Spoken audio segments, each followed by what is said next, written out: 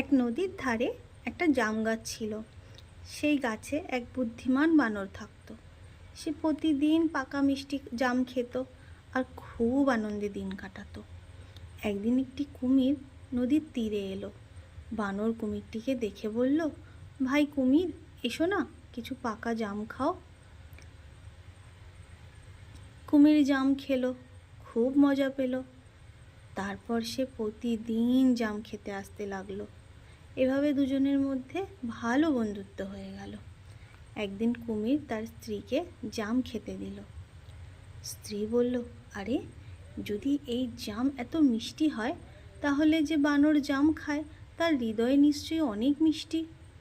আমি সেই বানরের হৃদয় খেতে চাই।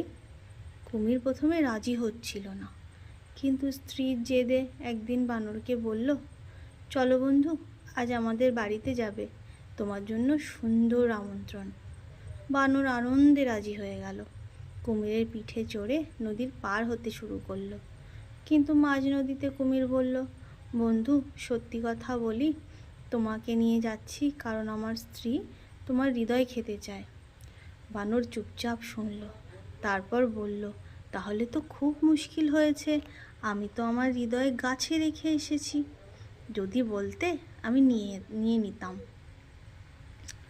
কুমির বলল, তাহলে চলো ফিরে যাই, তুমি হৃদয় নিয়ে এসো। কুমির তাকে গাছে নামিয়ে দিল। তখন বানর গাছের ডালে উঠে হেসে বলল, হে বোকা কুমির, কেউ কি কখনো হৃদয় শরীর থেকে আলাদা করে রাখে?